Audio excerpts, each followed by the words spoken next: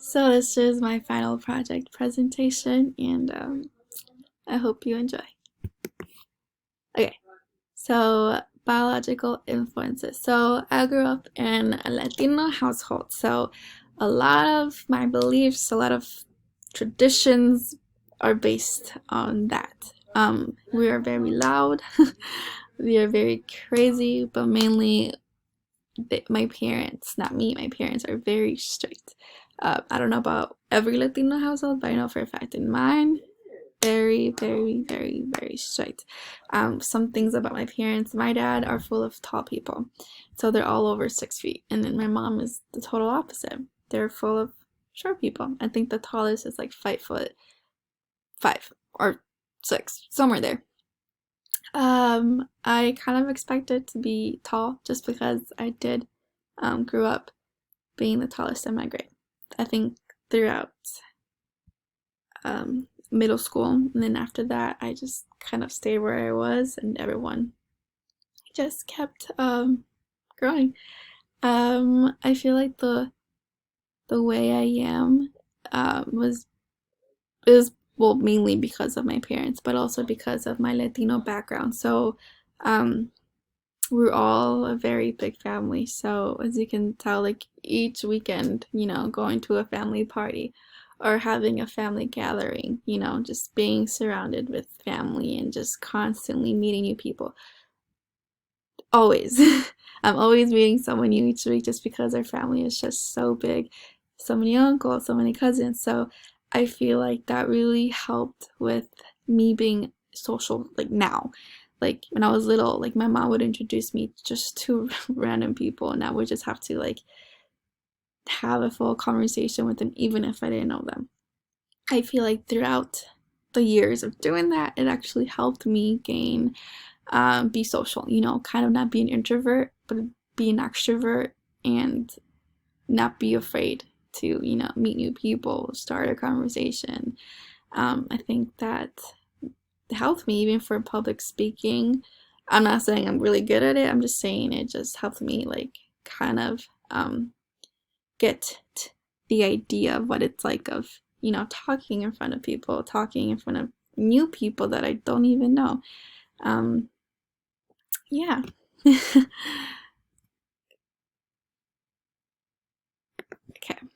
Early childhood. So during this time, I've have a bullet point on the side as well. I developed this egocentric. So what I mean is, I grew up in a Christian household, right? So we would go to church every Sunday, and I would go to Sunday school. I would learn very interesting stories, but sometimes I didn't know what things to keep to myself and what things I can tell to other people. So I had this idea that everyone was the same, so everyone believed in the same things I did. So when I started preschool, I started telling these girls about some Bible stories, which is okay. The thing is, they didn't believe in the same religion. So the things I would tell them, they would be confused, or they would tell me it's not true, or they don't, just things like that. I think one time they went up to a teacher and were just asking her for like more information about it, but obviously the teacher didn't know as well. Um, Basically told them to just ignore me and to not pay attention to whatever I have to say. And after that moment, I just developed these different types of emotions just because I assumed everyone was alike. I assumed everyone believed in God. I assumed that everyone would goes to church on Sundays. I didn't see everyone as different. I don't know why. This is something that I realized about when I was, little. I think we were all like that. We all thought about, we're all the same. We all have the same likes and dislikes. But I think during that time, that's when I started to realize that we're all different. And my parents were actually the ones that helped me realize that, just because I would go home very upset just because, oh, my friend said this story's fake and it's not real. My parents, had a, as I have it there, emotion coaching. That's one of the strategies that we learned in class. That's something what they did as well. They had to, help me understand my feelings, but also help me understand that not everyone has the same beliefs as I do. We all think differently. We all have our own ideas on a certain topic, And I think that was like the main thing that happened during my early childhood.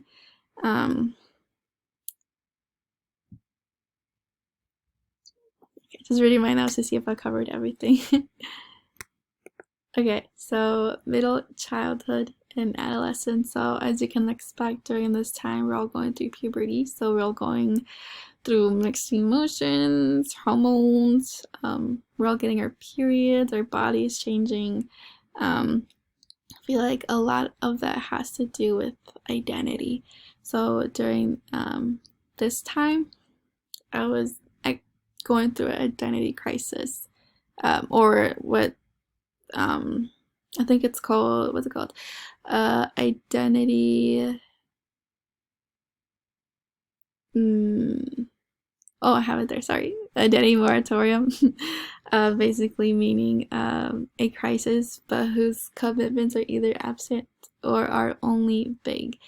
So during this time, I don't have like one specific event, just because it was just a whole problem during my adolescence. So basically, I would do things that I wasn't comfortable with just because I wanted to be part of a group, or I tried pleasing people, just trying to be able to fit in. So by doing that, I kind of lost my identity, the way I was raised. It definitely created conflict just with my parents, just because they raised me differently. And then at school, I would be like someone completely different. So there was some type of conflict, but they were there to help me kind of find myself back again. So I'm thankful for that. So as we talked about as well, we have this egocentrism. So the two things we talked about in class were personal fable and imaginary audience. So since I wanted to be a part of the cool group, popular group, I attempted to be noticed. So like I said, I would do things that were out of my comfort zone. Just tried. I had this idea that everyone wanted to be me just because I would hang out with the cool group. But I was always left out. I would walk with them, but I was still kind of left out. For personal fable, I had fights with my parents just because I would tell them that they don't know what I'm going through, that they don't understand. But obviously, they've gone through probably the same situation, so they probably have gone through the same problem.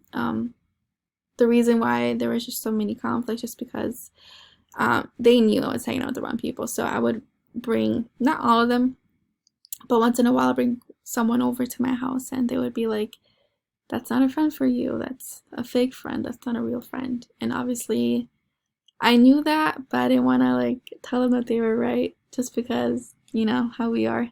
And also, I want to be popular. I don't know why. Kind of the main thing during my adolescence. So I was trying to find who I was, but then I was trying to be someone that I'm not. So it was just kind of like, what are you doing? So that was happening throughout my whole adolescence. Okay, so plans for adulthood. So right now, I get as we talked about, I think a few weeks ago, we're in the emerging adulthood. So I'm kind of there, but I'm kind of not. I do still have support, for example, financial support from my parents. I still need their support on some certain things, so I'm not fully independent. I still live with them, which is fine with me. I'm not in a hurry to move out. So for 10 years from now, I see myself, being a nurse. That's the dream. Have a family and own a house. So while reading through these chapters, I got the idea of creativity. I feel like that's very, very, very, very important as a nurse. So I want to be a pediatric nurse. So obviously we deal with kids, different types of kids, kids who have tempers, kids who possibly have a disability, I feel like people don't want to work in that area just because it is a little bit more complicated. But I feel like creativity is very important just because, you need to come up with things, to make a kid comfortable. So like maybe they don't like shots, but you need to come up with a way for them to be comfortable if you give them a shot. That's one thing. For physical, I put aerobic exercise just because I do want to be active. I still do want to go for runs, go for walks. I feel like that's also very important in the nursing field just because constantly on your feet, moving around here and there, helping patients go everywhere. I worked at a nursing home and it was my first day. Did not expect how tired I would get at the end of the day. I also said that I wanted a family. Since I grew up in a very, tight environment with my parents, I had a very tight relationship. In the book, somewhere there, it said something about the way you were raised is how you're gonna see yourself in with someone else in the future. So it says something about like, you're gonna be more open. You're gonna be open, kind of be, have trust with each other, yeah. Okay, so after 50 years, still want to be active just because, I just don't want to be those that are always on their bed and kind of being lazy. I like my grandma, what she does, she goes on morning walks, and that actually feels really good. So I would love to do that. Plus, that helps with gaining that cognitive skills, kind of, still having those skills without losing them. Because as you get older, you lose some specific skills, you lose some things, and I don't want to lose. I know I'm gonna lose some of them, but not all of them. I still want to maintain, I want to be able to go walks, want to maybe not be able to run, but maybe go on a bicycle ride. Might be a little bit difficult, but we'll see how that goes. I'll live in life to the fullest. Retirement is a known thing that happens during this phase. So maybe, get retired from the nursing job and just enjoy life, explore the world, not worry about problems that are occurring around the world, and then doing puzzles. That I read helps really good with with cognitive skills. Once you keep doing playing games that help you with gain those skills, if you do those constantly, if you do other things to help you with your cognitive skills, it'll help you with your memory and just remember important information that happened maybe a while ago, maybe a day ago, that someone during this age would expect to forget. And so yeah, so that's the end of my presentation. I hope you really enjoyed.